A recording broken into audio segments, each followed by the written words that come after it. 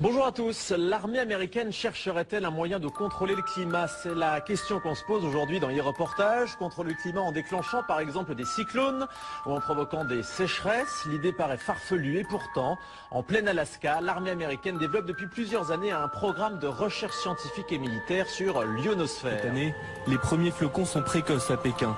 Ils sont tombés 2 mois plus tôt que l'an dernier. Une anomalie qui n'a rien de naturel. Les climatologues chinois disent avoir envoyé dans l'atmosphère des particules chimiques qui déclenchent ces précipitations. Mais cette fois, les températures proches de 0 degré ont pris de court les habitants. La neige a provoqué des problèmes de circulation dans la capitale et des vols ont dû être retardés. Plus au nord, dans la province de Jilin, des arbres sont couchés sous le poids de la neige. Les intempéries ont aussi multiplié les accidents de circulation. Mais en contrôlant ainsi le climat,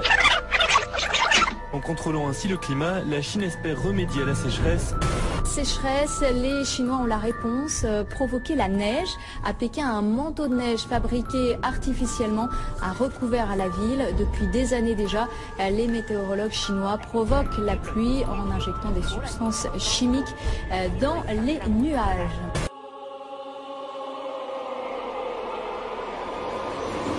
When I published some essays on the internet about Rockefeller and the Illuminati, the secret history of the Illuminati, I got a call from this ninja guy. He said, "Oh boy, you've now done it. Now there's going to be an earthquake in Niigata. The Americans are going to use their earthquake machine." And boom, the next day, 2 identical 6.8 earthquakes on Japan's biggest nuclear reactor happened.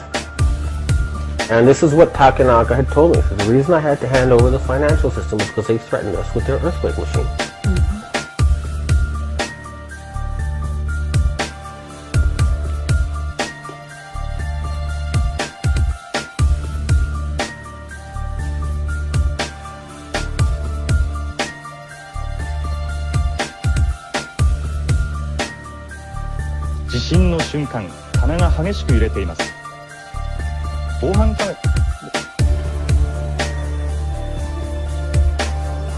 Les catastrophes naturelles n'en finissent plus d'endeuiller la planète. Un puissant tremblement de terre a frappé ce matin le sud-ouest très peuplé de la Chine d'une magnitude de 7,8 sur l'échelle de Richter. Il a touché notamment la région de Sichuan où, selon l'agence Chine Nouvelle, on dénombre plus de 8500 morts.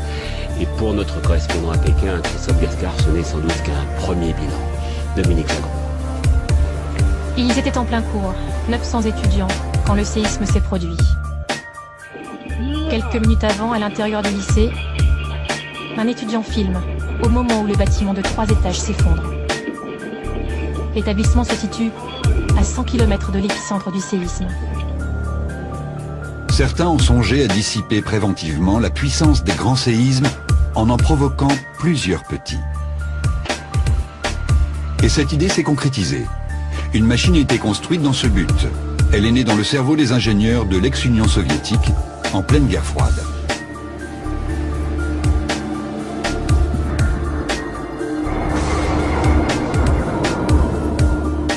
Conçue pour fournir une nouvelle source d'énergie, la machine à tremblement de terre avait la puissance d'un petit réacteur nucléaire.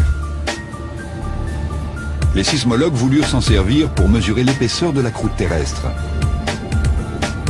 Le principe de cette expérience était le suivant. En traversant un puissant champ magnétique, l'échappement d'une tuyère de fusée provoquait des sortes de coups de foudre capables de se propager jusqu'à 50 km de profondeur. Ce qui se produisit alors les étonna beaucoup.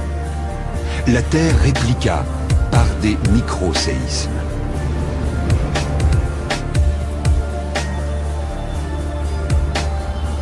De là à imaginer qu'en soulageant la pression accumulée sous la croûte terrestre, on pourrait éviter un grand séisme comme celui qui menace Istanbul, il n'y a qu'un pas qu'il ne faudrait pas franchir à la légère.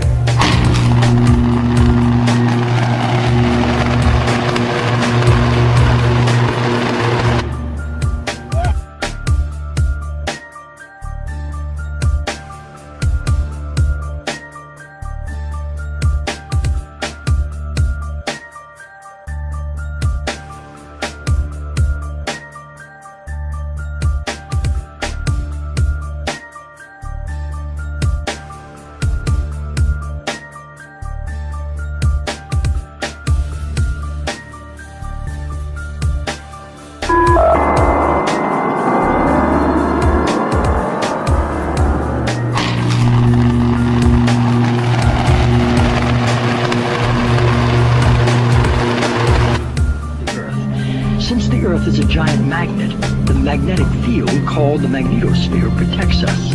HAARP's original patents were designed to distort or alter the magnetosphere. It's interesting to compare humans and the Earth.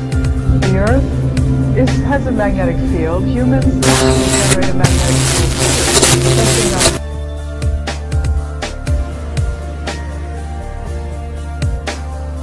Happiness, you could generate sadness. You can generate any mood you want. You know, the issue of ELF, extremely low frequencies affecting mental states of individuals, is not new. It goes back to Yale University and the work of Jose Delgado, which is well recognized in the literature. He started first using implants in the brain. He then used radio frequency with implants, and eventually he found that energy at 1/50th of what the Earth naturally produces could, in fact, in certain frequency ranges, trigger huge mood swings. This document from Maxwell Air Force Base lays out the use of electromagnetic weapons technologies for